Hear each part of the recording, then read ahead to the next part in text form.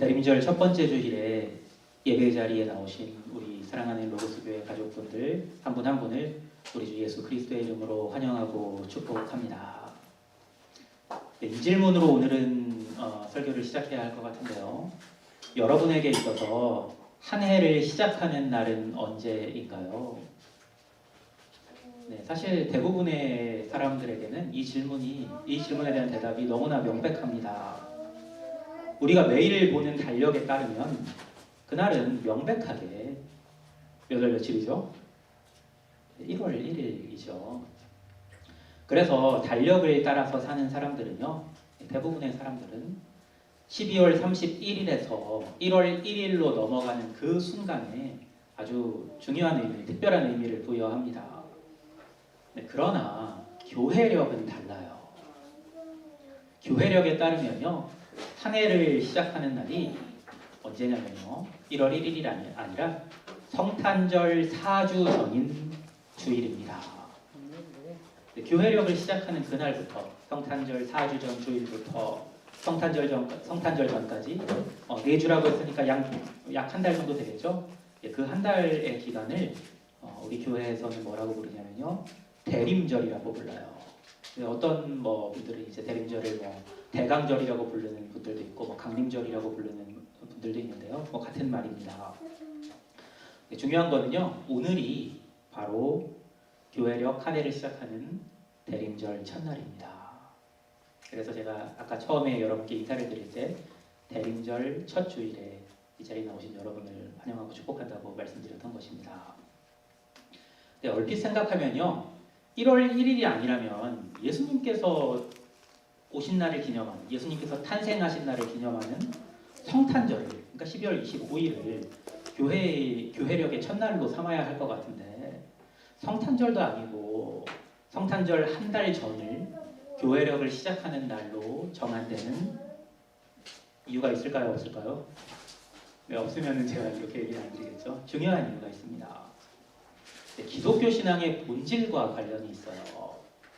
네, 기독교 신앙의 본질이 뭔가요? 여러분이 생각하는 우리 기독교 신앙의 본질은 무엇입니까? 한 단어로 대답하면 쉬워요. 한 단어로 대답하면 뭐예요? 우리 기독교 신앙의 본질은 예수 그리스도죠. 네, 좀 더 구체적으로 말하면요, 예수 그리스도를 믿는 믿음이 우리 기독교 신앙의 본질입니다. 그런데 우리가 예수 그리스도를 믿는다는 게 뭔가요? 네, 그건요, 부활의 소망입니다. 예수 그리스도께서 다시 오셔서 우리도 그분께서 다시 강림하시는 날, 그분과 함께 부활의 영광에 참여하게 되리라는 소망을 가지는 것이 바로 우리가 예수 그리스도를 믿는 믿음의 의미입니다. 그래서 이 믿음이 있는 사람은 누구나 예수께서 다시 오실 재림의 날을 기다리게 됩니다. 여러분도 기다리시죠? 대림절의 대는요, 기다린다, 기대한다 할 때 대예요. 림은 뭐 할 때 림일까요? 올림자, 네, 오신다. 그러니까 예수님께서 다시 오실 날을 기대하고 기다리는 절기가 바로 대림절인 것입니다. 대림절을 시작하면서 여러분이 생각해야 하는 중요한 질문이 바로 이것입니다. 여러분은 우리 주님이 오실 날을 정말로 기다리고 기대하고 있습니까? 초대교회 교인들은요, 이 질문에 아마 단 1초도 망설이지 않고 그렇다고 대답했을 겁니다. 그러나 오늘날 많은 교인들은요, 주님 오실 날을 그다지 기대하고 있지 않은 것처럼 보일 때가 많습니다. 물론 이런 생각은 다 있어요. 믿는 사람들에게는요, 믿는 우리에게는 누구나 이런 생각이 있죠. 언젠가 내가 죽으면 천국 가서 주님 만나겠지. 네, 이렇게 막연하게는 생각해요. 하지만 내일이라도 당장 주님이 오시기를 바라고 기대하는 마음으로 살아가는 사람은요, 오늘날 찾아보기가 어려워졌습니다.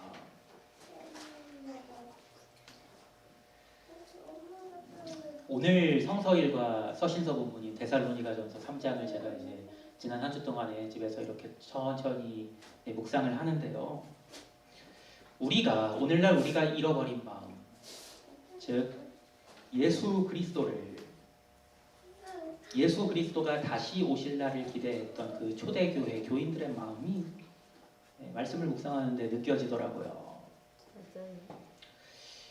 데살로니가 3장을 통해서 이 마음을 읽으려면요, 먼저 바울과 데살로니가 교인들이 어떤 상황에 놓여 있는지를 알아야 해요.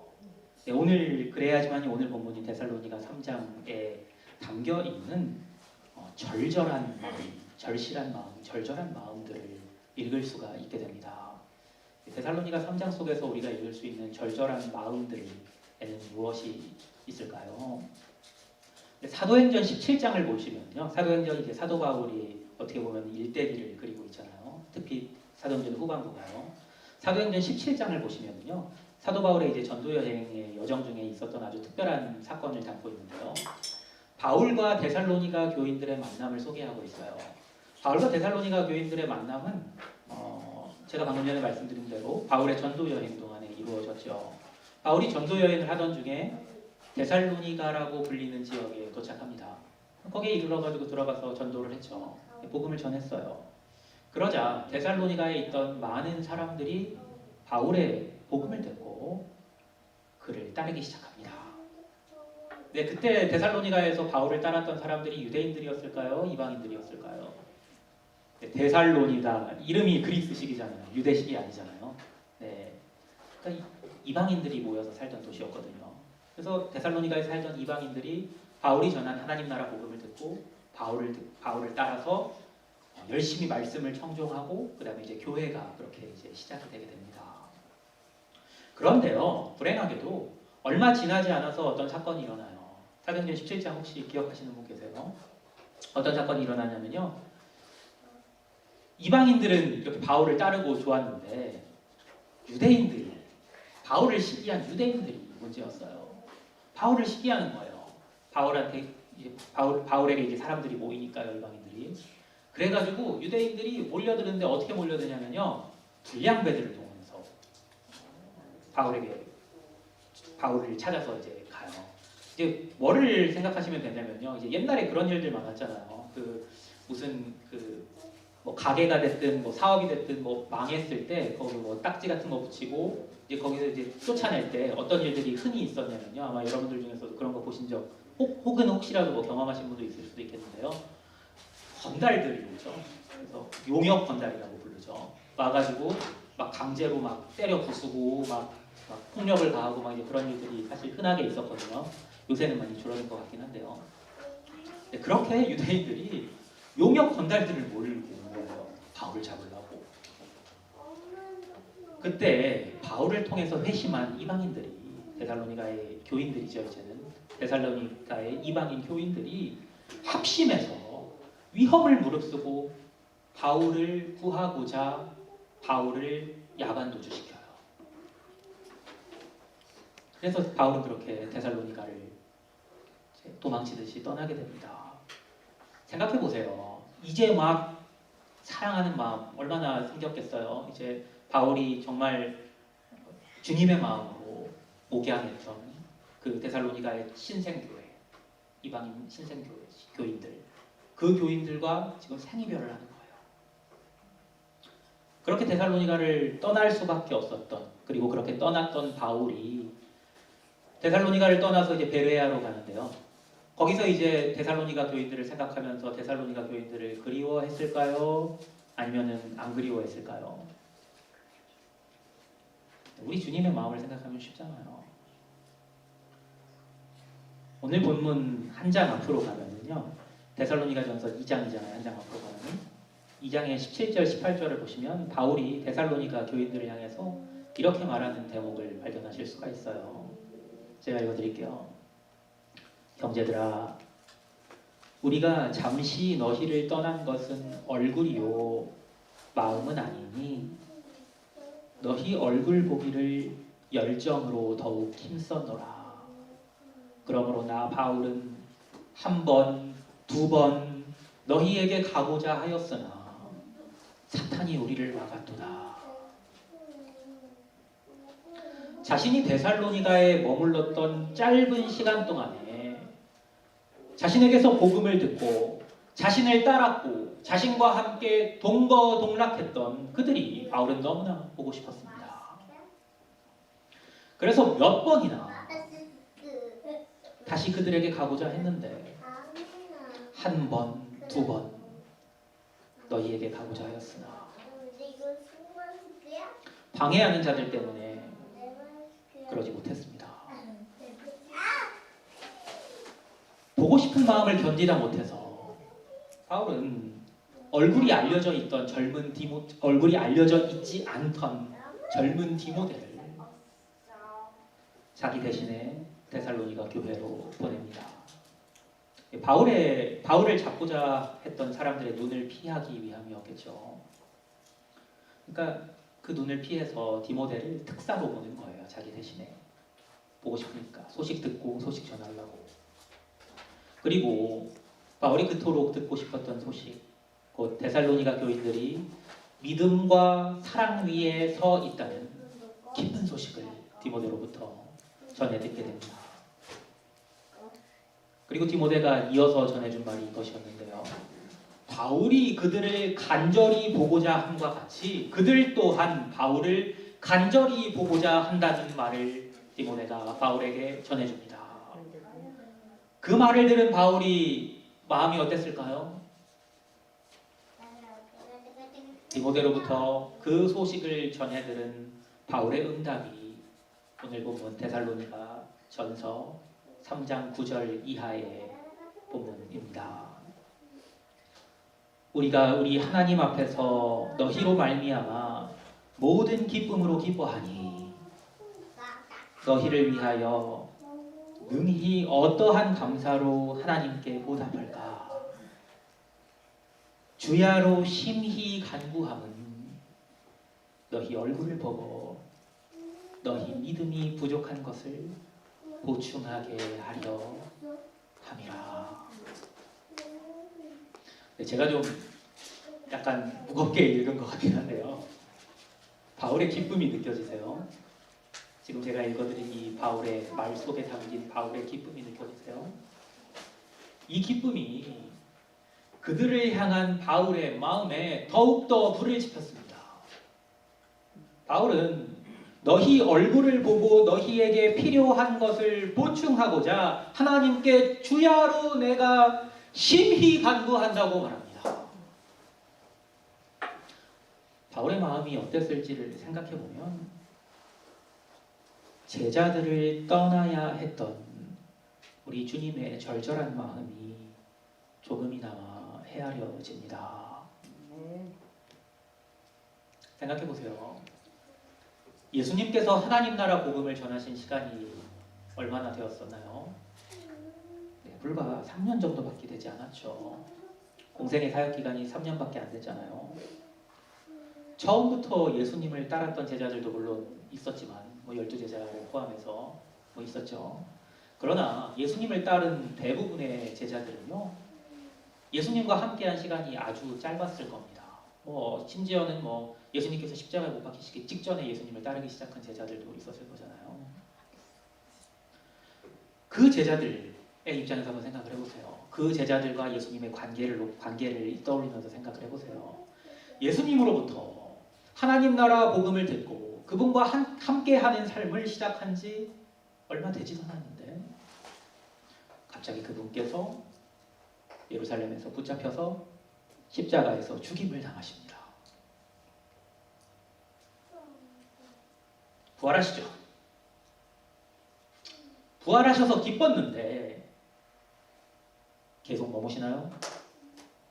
부활하신 우리 주님께서는 곧 하늘로 올리셔서 그들을 떠나십니다. 떠나시면서 예수님께서 남기신 말씀이 있어요. 어떤 말씀을 남기셨죠? 다시 오시겠다는 말씀을 남기시죠. 하늘로 올리셔서 하늘로 올리셔서, 하늘로 올리시는 한번 장면을 한번 생각해 보세요. 예수님께서 하늘로 올라갔어요. 구름 위로 올리시잖아요. 제자들이 그 하늘로 올리신 예수님을 바라보죠. 예수님이라고 하늘만 보셨겠어요? 그 제자들을 계속 바라보셨을 거잖아요. 하늘로 올리시면서 자신을 따르던 제자들을 바라보시는 예수님의 마음이 어떠셨을까요? 그리고 하늘 위에서 하나님 보좌 우편에 앉으셔서 그 제자들을 바라보시며 예수님의 마음은 어떠셨을까요? 먼저는 당신께서 전하신 말씀을 따라서 믿음과 사랑 위에 서가는 그들의 모습을 보시며 기뻐하셨을 겁니다. 마치 바울이 믿음과 사랑 위에 서가는 데살로니가 교회 교인들의 소식을 듣고 그것으로 인하여서 기뻐했던 것과 마찬가지로 말입니다. 그러나 그들에게는 아직 부족한 것이 많습니다.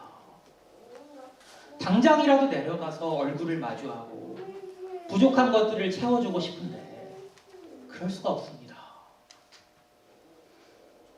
하나님께서 그것을 허락하시지 않았으니까요. 그래서 예수님께서는 무엇을 하시나요? 하늘 보좌 위에서 예수님께서 하신 일이 무엇이죠? 그들을 위해서 성령을 보내달라고 하나님께 주야로 간구하시지 않았을까요?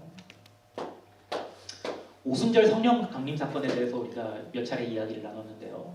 오순절 성령 강림 사건은요, 제자들의 기도로만 이루어진 사건이 결코 아닙니다. 오순절날 성령께서 제자들 위해 강림하셨던 것은 우리 주님께서 그들을 위해서 하나님께 주야로 성령을 보내달라고 간구하셨기 때문입니다. 예수님께서 친히 제자들을 위해서 그들의 믿음이 부족한 것을 보충하게 해달라고 하나님께 주야로 간구하셨기에 성령께서 오순절날 강림하실 수 있었던 것입니다. 다시 오겠다는 약속을 남기시고 하늘로 올리신 주님을 기다렸던 제자들의 마음은 또 어땠을까요?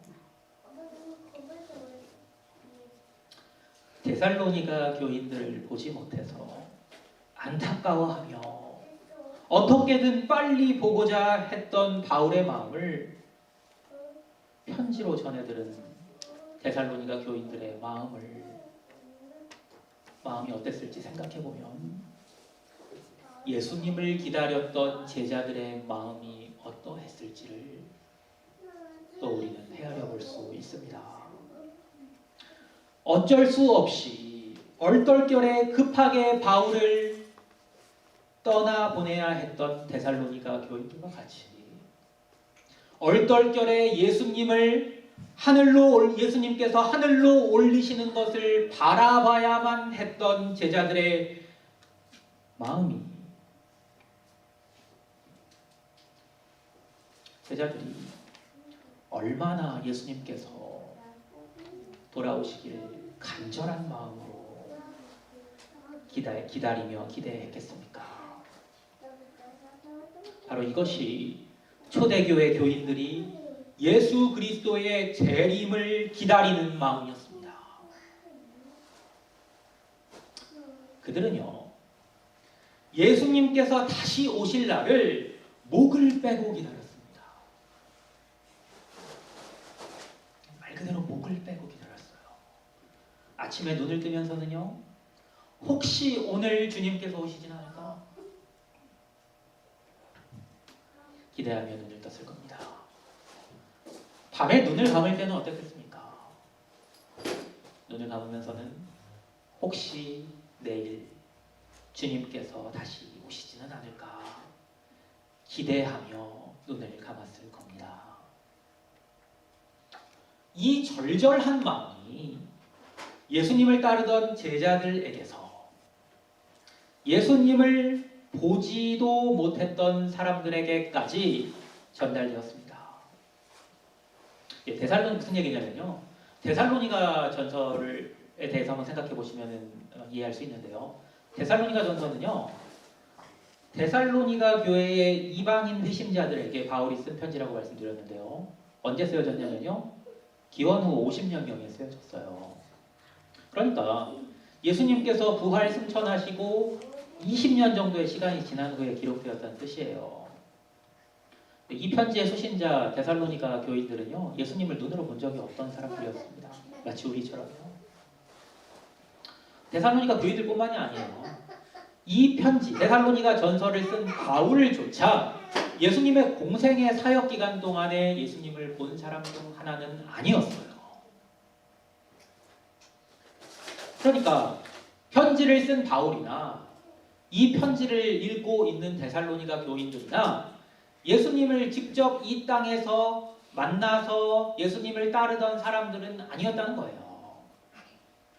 그러면 어떻게 예수님을 눈으로 본 적이 없었던 이들에게 재림을 이토록이나 예수님의 재림을 이토록이나 간절히 고대하는 마음이 생겼을까요?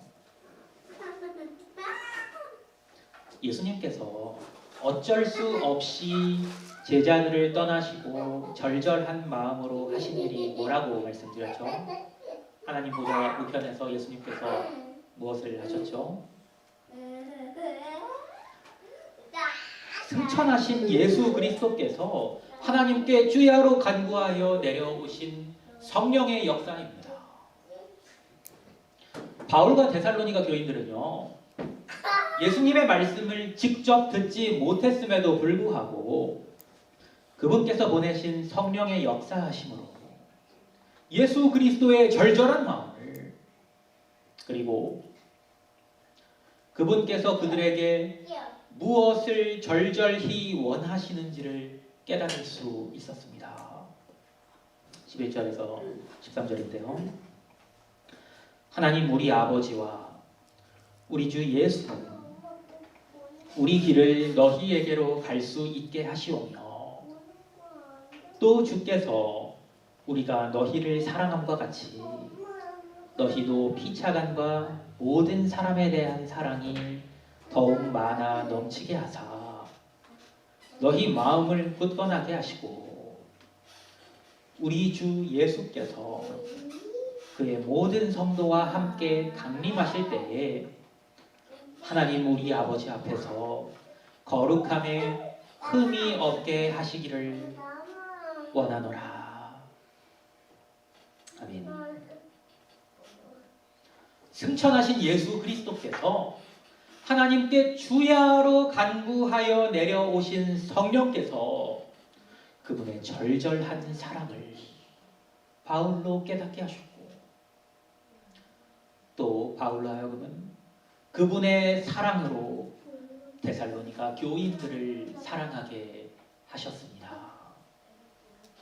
그리고 이제 바울은 자신의 삶에 역사하신 성령께서 동일하게 데살로니가 교인들의 삶에 역사하셔서 그들 또한 예수 그리스도의 사랑을 깨달아 알고 그 사랑으로 피차간에 사랑하게 되기를 간절하게 기도하고 있습니다. 그리스도의 절절한 사랑을 그리스도의 절절한 마음을 깨닫게 하신 성령께서 이제는 예수께서 강림하실 날을 고대하는 절절한 마음을 바울에게 그리고 데살로니가 교인들에게 갖게 하십니다. 그래서 예수님을 만나본 적조차 없는 그들이 그분의 다시 오실 날에 거룩한 신부로 그분 앞에 흠 없이 서기 위해서 서로 사랑함으로 스스로를 거룩함으로 단장합니다. 사랑하는 여러분, 이 절절한 기다림의 마음이 여러분 안에 있습니까? 오직 성령께서만 우리로 하여금 우리를 향한 우리 주님의 간절한 마음을 깨닫게 하셔서 우리로 절절히 주님을 기다리는 마음을 갖게 하실 수 있습니다. 아멘. 그러므로 우리가 다시 오실 주님을 고대하는 참 신앙인으로 살아가기 위해서는 우리는 성령의 도우심을 주야로 간구해야만 합니다. 예수 그리스도의 오심을 기대하는 마음을 새롭게 하는 이번 대림절 절기 되기 원합니다. 대림절이 시작되었습니다. 이번 대림절 한 달의 기간 동안 대림절을 대림절답게 보내시기 바랍니다. 우리 주님의 우리를 향한 사랑을 더 깊이 깨닫게 해달라고 이번 한 달간은 날마다 기도하셨으면 좋겠습니다. 그렇게 진심으로 주야로 간구하신다면 우리를 절절한 마음으로 사랑하시는 우리 주님께서 성령으로 우리 안에서 역사하셔서 당신의 사랑을 우리로 하여금 능히 깨닫게 하실 것입니다.